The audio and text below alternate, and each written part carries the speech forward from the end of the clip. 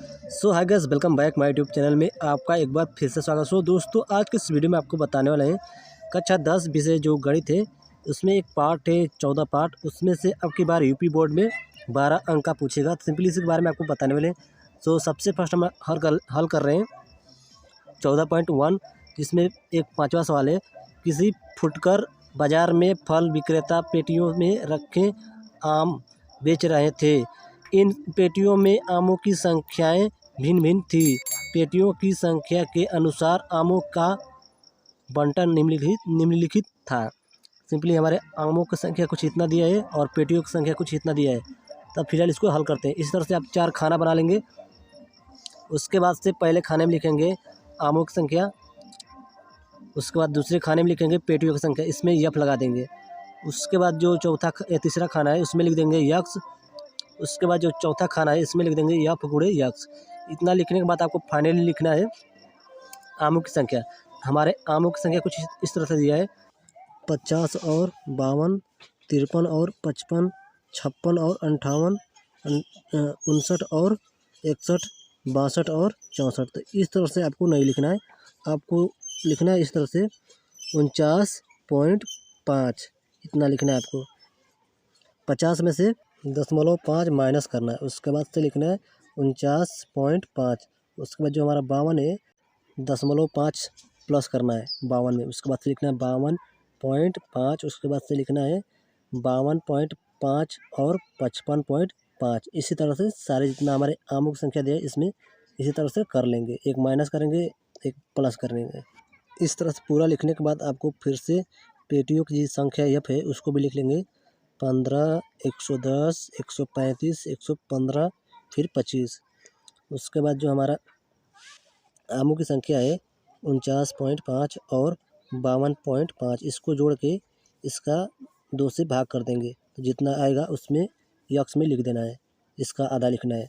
Simply इसको जोड़ने के बाद हमारा आएगा 102, उसका आधा होगा हमारा 51। उसके बाद इस दोनों को जोड़ लेंगे 52.5 माइनस 55.5। इसको जोड़ने के बाद हमारा आएगा 108, इसका आधा होगा 54। उसके बाद 55.5 और 58.5, इसको जोड़ के हमारा आएगा 114। तो इसका आधा होगा 57। उसके बाद 58.5, उसके बाद 61.5, इन दोनों को जोड़ के हमारा आएगा 120। इसका आधा होगा 60। उसके बाद 61.5, उसके बाद 64.5, इन दोनों को जोड़ के हमारा आएगा 126। इसका आधा होगा 63। इतना फाइनली लिखने के बाद आपको जो हमारा पेटियों की संख्या यफ है और यक्स है, इन दोनों को आपस में गुणा कराएंगे। जैसे कि हमने लिखा है यफ गुणे यक्स, इसको दोनों को गुणा कर लेंगे, यफ और यक्स को। इसको गुणा करेंगे 15 में 51 से, तो हमारा आएगा 765। उसके बाद से 110 में 54 में गुणा करेंगे तो हमारा आएगा 59, 40। उसके बाद से 135 में हमारा गुणा होगा 57 में, तो उसके बाद से हमारा आएगा गुणा होने के बाद 76, 95। उसके बाद 115 में 60 से गुणा करेंगे तो हमारा आएगा 6900। उसके बाद से 25 में गुणा होगा हमारा 63 से, तो हमारा आएगा 1575। इतना लिखने के बाद आपको जो हमारा पेटियों की संख्या यफ है इन सबको जोड़ लेंगे। फाइनली इसको इस तरह से जोड़ेंगे 5, 5, 10, 5, 15, 5, 20, 20 का होगा हमारा 0। लिखने के बाद हमारा हासिल बचा 2। उसके बाद फिर से जोड़ते हैं 1 और 1 2 और 3 5, 5 1 6, 6 2 8, 8 और 2 हमारा हासिल है 10, 10 का 0। उसके बाद 1 2 3, ये 3 है और हमारा हासिल बचा है 1 4। इस तरह से हमारा सिग्मा यफ 400 निकल जाएगा। उसके बाद इसको जोड़ लेते हैं जो हमारा यफ गुणे यक्स है, इसको भी टोटली जोड़ेंगे 5, 5 10, 5 15, 15 5। उसके बाद जो 7, 7 9, 7 9 16, 16 4 20, 20 6 26, 26 और 1 27 का 7। उसके बाद से इसको जोड़ लेते हैं 9 दूना का 18, 18 6 24, 24 से 5 हमारा होता है 24, 5 29, 29 और 7 हमारा होता है 26। 26 और जो हमारा 2 हासिल बचा है उसको जोड़ के हमारा 28 हो जाएगा। उसके बाद से हासिल बचा है 3। उसके बाद से इसको जोड़ लेते हैं 6 1 7, 7 दूना का 14, 14 और 5 19 और हमारा जो हासिल 3 बचा है उसको लेकर हमारा 22 होगा। तो टोटली हमारा निकल जाएगा एफ यक्स बराबर हमारा निकलेगा 22,875। ये तो हमारा एफ यक्स निकल गया। उसके बाद से फार्मूला लगते हैं सूत्र। तो सूत्र हमारा कुछ इस तरह से माध्य बराबर सिग्मा एफ यक्स, उसके बाद बट्टे एफ सिग्मा एफ। उसके बाद इसको रख लेते हैं।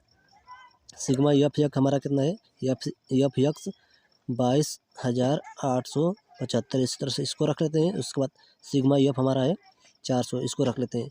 इतना रखने के बाद आपको सिंपली इसको भाग कर देना है अपने में। उसके बाद हमारा आंसर आ जाएगा। चलिए फिलहाल इसको भाग करते हैं। 22,875 में भाग करेंगे 400 से, तो इसको इस तरह से भाग करेंगे 4 5 20, तो इसको लिख देंगे 2000। 5 बार में हमारा आएगा 2000। उसके बाद से इसको माइनस करेंगे तो हमारा बचेगा 287। उसके बाद से जो हमारा 5 है उसको उतार लेंगे। उसको उतारने के बाद अब लिखेंगे। उसके बाद जाएगा हमारा 7 बार में 4 7 28। इस तरह से इसको लिख के फिर इसको माइनस करेंगे तो हमारा बचेगा 75 बचेगा। उसके बाद इसमें भाग नहीं जाएगा तो उसके लिए हम लगाएंगे दशमलव लगाने के बाद हमारा हो जाएगा 750। उसके बाद जाएगा हमारा एक बार में तो 400 लिख देंगे। उसके बाद इसको माइनस करेंगे तो हमारा बचेगा 350 बचेगा। उसके बाद जो हमने दशमलव लगाए इसके कारण हमारा जीरो बढ़ता जाएगा जितना हल ना हो जाए जब तक। तो चलिए इसको जीरो लगाने के बाद हमारा हो जाएगा 3500। उसके बाद से हमारा जाएगा 8 बार में तो 8 4 8 32, तो इस तरह से 3200 लिख लेंगे। उसके बाद इसको माइनस करेंगे तो हमारा बचेगा 300। उसके बाद फिर से जीरो उतारेंगे। उसके बाद से हमारा जाएगा 7 बार में 4 7 28। उसके बाद से लिख देंगे 2800 लिखने के बाद इसको माइनस करेंगे। बस इतना ही रहने देते हैं। इसके बाद से हमारा आंसर आ जाएगा जो हमारा 57.187 है। 7 है जो 5 से ऊपर रहता है तो इससे निकटतम मान लिया जाता है। तो इससे 7 से 1 ले लेंगे तो हमारा हो जाएगा 9। इस तरह से आपका आंसर आ जाएगा 57.19। सो इस तरह से आप माध्य निकाल सकते हैं। सो उम्मीद करता हूँ कि ये वीडियो आपको बहुत ही पसंद है। चैनल को सब्सक्राइब साथ साथ बेल को प्रेस करें ताकि जब भी कोई ऐसा ही न्यू वीडियो डाल तो वीडियो को नोटिफिकेशन सबसे पहले आप तक तुरंत पहुँचे। तब तक ले बाय, मिलते हैं नेक्स्ट वीडियो में।